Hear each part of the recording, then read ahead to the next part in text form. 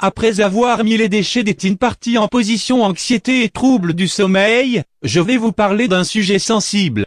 Nos rages de mon braquage.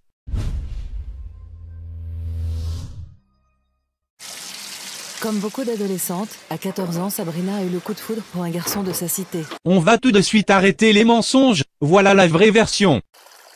Comme beaucoup de putes de son âge, Sabrina s'est fait fourrer par Nardine, le caïd de la cité. Cette histoire lui a valu une réputation de fille facile dans le voisinage. Pour couper court aux rumeurs, elle décide d'avoir un enfant et de devenir une mère respectable.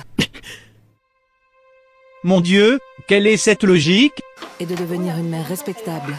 Mais non, je refuse d'y croire, sa logique défie les lois de la nature, la pute quoi, elle ose diviser par 0 putain.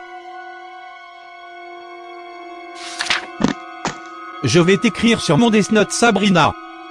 Meurt, étouffé, par un malabar, après avoir vu les ch'tis et les Marseillais. Ah ah ah ah ah ah ah. Qu'est-ce qui se passait? Il se passait que quand je sortais, je me faisais insulter.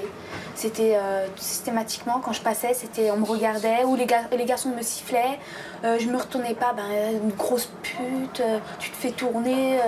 Eh bah bien sûr, comme si tomber enceinte rendait invulnérable au harcèlement. Je plains le pauvre enfant qui va naître, surtout s'il hérite de l'intelligence de sa mère. C'était tout le temps ça. Et j'ai rencontré le papa de mon enfant. Il me plaisait physiquement, même quand il parlait, son humour et tout ça, ça m'a... Elle est tombée amoureuse de mon charisme, c'est sûr. On me surnomme le tombeur de la baie de Kenchala. Un bisou. Un autre phénomène récurrent existe aussi, beaucoup de ces saloperies ont le malin plaisir de s'afficher sur Facebook, fiers d'avoir écarté les cuisses à 14 ans. Voici un exemple. Ici nous avons Judas avec sa coupe de cheveux interdite par toutes les interprétations de la charia, et à côté, un truc qui ressemble à un ananas. Prendre des selfies, enceinte à 14 ans. Bordel du nom de Dieu! Mais au Grand Valec, on peut tomber enceinte par accident, non? Mais enfants du démon, elles ont couché par accident aussi? Nom de Dieu que ça m'énerve, voici le schéma habituel. On choisit une fille, on lui trouve un nom, quel nom lui donner? Tiens, on va l'appeler Léopoldine. Maintenant on choisit un garçon, pour éviter tout conflit de racisme ou je ne sais quoi, on va l'appeler Jean-Karim, mi-français, mi-étranger. Choisissons le lieu, Seine-Saint-Denis, un lieu paisible où il fait bon vivre, n'est-ce pas?